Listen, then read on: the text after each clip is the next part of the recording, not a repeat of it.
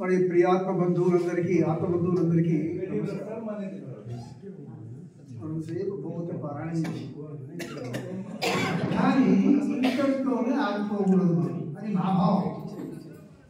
ఇంకా ఎదగాలి. మనసు తెలిసో ఎన్నో కర్మలు చేస్తున్నాం, పాపాలు చేస్తుంటాం. ఆ పాపాల రాశిలాగా మన వెంబడి ఉంటే వస్తాయి. జన్మజన్మల సంచిత కర్మ ఉంటే ఎన్నో జన్మల నుంచి ఇదే మనకు జన్మ కాలేదు, ఎన్నో ఇది.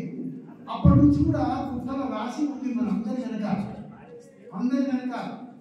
కాబట్టి అవన్నీ పోవాలంటే ఏం చేయాలి? విచారణ చేయాలి. కొంత నేను భూమి మీద ఎందుకు వచ్చాను, ఏం చేయడానికి వచ్చాను, ఏం చేస్తున్నాను, డబ్బు సంపాదన, తినడము, పిల్లలను పెళ్లి, ఓకే ఇవన్నీ ఉండాలి, కొత్తది కాదు, అన్నీ ఉండాలి.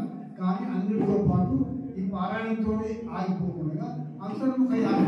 ఎందుకంటే ఆ కర్మను జరిగిపోవాలంటే, ఆ భావాలను నశించిపోవాలంటే అంతర్ముఖయాలను తప్పితే వేరే మార్గం లేదని ఇక్కడ ఈ సందర్భంలో నాకు ఏకీకరించడం కానీ శంకరాచార్యులు అంటారు, పఠంతు శాస్త్రాన్ని వదంతు శాస్త్రాన్ని కుర్వంతు కర్మాణి ఇదంతు దేవా ఆత్మైక బోధైన వివాహముక్తి ప్రసిద్ధి బ్రహ్మ శతాంతరేపి.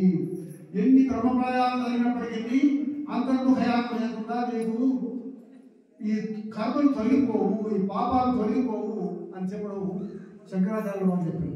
కాబట్టి ఇది కొంచెం కష్టమైన పని, అంత ఈజీ పని కాదు. నాకు చాలా కష్టం అనిపించింది మొదట్లో. అయినా పట్టుబట్టి నేను ఆరోగ్యంలో ఈ మార్గంలోకి వచ్చాను కాబట్టి పట్టుబట్టి ఈ మార్గంలో నేను ఇప్పుడు ఆ మార్గంలో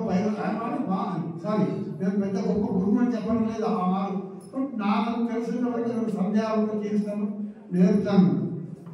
అందరూ ఈ మార్గంలోకి వస్తే చివరికి ఎంతసేపు రోజు 15 నిమిషాలు అంతర్జ్ఞానం చేయండి, శ్వాసమే ధ్యాస పెట్టండి. లేకపోతే ఎన్నో మంత్రాలు ఉన్నాయి. కొంతమంది అంటారు కదా, మాకు మనసు ఇవ్వలేదంటారు. ఇవ్వకపోయినా మంత్రం చాలా గొప్ప శక్తి. ప్రాణాయామ శక్తి జరుగుతుంది. అప్పుడు ఆ ప్రాణాయామ శక్తి ఉంది కాబట్టి మంత్రం కూడా గొప్పదే. దేని పట్టుకున్నా ఉంచుతుంది. కాబట్టి ఈ మార్గంలో వచ్చి మీ అందరి కాకుండా పరిగణించుకుంటారని ఆశిస్తూ చాలా సంతోషం అండి.